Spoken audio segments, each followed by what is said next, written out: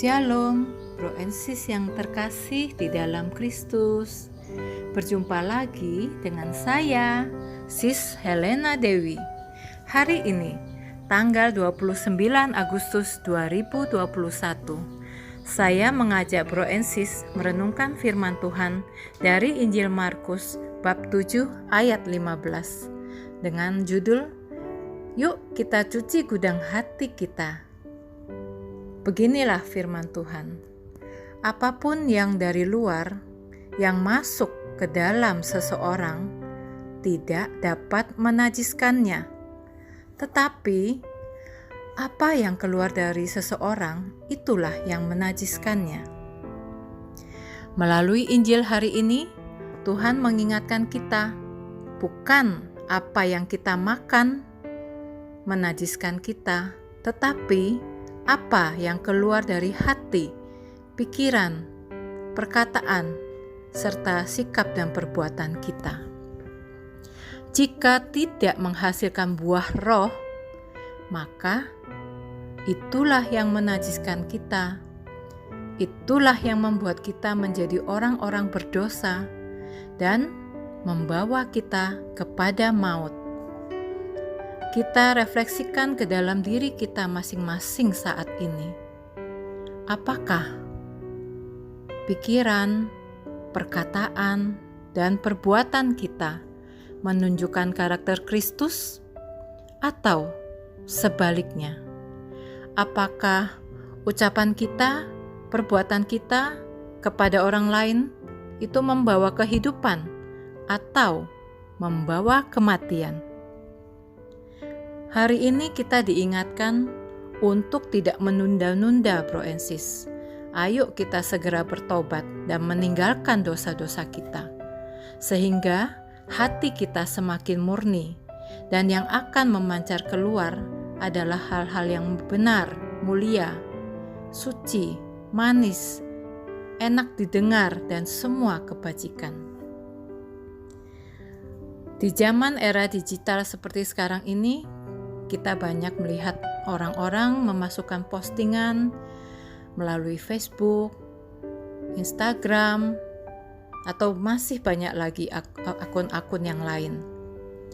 Ada yang baik, membangun, memberi semangat, menginspirasi, tetapi ada juga yang tidak baik, bahkan menjatuhkan atau mematikan karakter orang lain. Tak jarang kita jumpai umpatan dan makian diumbar di sosmed, emosi dan kegalauan. Bahkan ada yang dapat memicu konflik dan perdebatan. Pembulian dengan perkataan atau perbuatan banyak kita lihat di sekitar kita, misalkan dengan body shaming, bahasa tubuh, mencibir, buang muka, atau lain-lain. Ini dapat menjatuhkan dan menghancurkan orang-orang yang mengalaminya. Sadarkah kita pada saat kita menghina sesama, melakukan body shaming, berarti kita menghina Tuhan yang sudah menciptakan manusia begitu mulia. Nah, mari Bro and Sis, saatnya kita cuci gudang hati kita supaya bersih, sehingga apa yang terpancar keluar hanya hal-hal yang baik dan berkenan bagi Tuhan.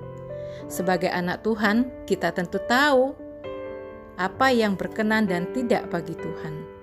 Entah itu melalui pikiran, perbuatan, perkataan, sehari-hari kita. Kiranya kita terus membawa karakter Allah dalam berinteraksi dengan siapapun, baik secara virtual sekalipun. Karena hati yang bersih atau kotor akan terpancar daripada nada bicara, sikap, dan lain-lain. Bro and Sis, saya mau sharing sedikit ya. Saya dan pasangan sejak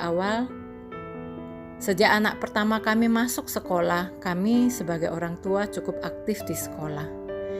Bahkan kami pun beberapa kali menjadi komite di sekolah. Pernah suatu kali suami saya bahkan ditunjuk sebagai ketua komite sekolah sebagai wali dari semua orang tua siswa. Oleh karena itu, hubungan kami dengan guru-guru, kepala sekolah, suster, semua terjalin dengan sangat baik.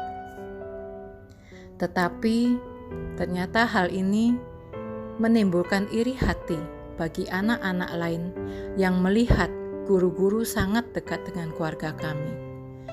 Anak kami di sekolah sering diejek sebagai anak kesayangan guru, dan masih banyak lagi kata-kata yang tidak enak. Ada saja teman-temannya yang berusaha menjatuhkan dengan berbagai cara. Sebagai seorang ibu, tentu saya tidak terima, dan ini menyakitkan bagi saya. Saya bilang kepada anak saya, "Siapa teman-temanmu itu? Besok mama akan datang ke sekolah untuk mencari mereka." Tetapi anak saya melarang saya. Ia berkata, "Gak apa-apa ma, saya gak apa-apa kok. Cuma sedih aja lihat mereka begitu." Lalu ia menceritakan semua kejadian yang ia alami. Dan ia bilang, "Saya tidak marah kok kepada teman-teman saya." Saya bertanya, "Kenapa kamu tidak marah kepada teman-temanmu?" Ia menjawab, "Karena mereka tidak tahu apa yang mereka lakukan," kata anak saya. Saya kaget dan tersentak. Sungguh mulia hati dan pikiran anak ini. Dan saya melihat ada kedewasaan iman di dalam dirinya. Bro and Sis, saya sungguh bersyukur anak saya bisa mengampuni sikap dan perkataan teman-temannya. Pertanyaannya, bagaimana jika ada orang yang menjadi terluka atau bahkan menjadi mati karakternya karena kenajisan perkataan dan sikap kita? Marilah kita berdoa. Dalam nama Bapa, Putra, dan Roh Kudus. Amin. Bapa yang Maha Rahim, mampukan kami untuk terus berjuang untuk hidup kudus dengan memasukkan hanya yang kudus dari-Mu Bapa, benih-benih firman dan kebenaran-Mu, sehingga kelak apa yang keluar dari hati, pikiran, dan perkataan kami benar-benar hanyalah yang murni dan kudus, yang memuliakan nama-Mu dan memancarkan keilahian-Mu. Terima kasih Bapa untuk segala kasih, anugerah yang Kau limpahkan di dalam kehidupan kami. Amin. Dalam nama Bapa, Putra, dan Roh Kudus. Amin. Salam sukacita.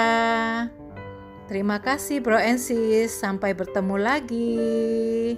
Mwah.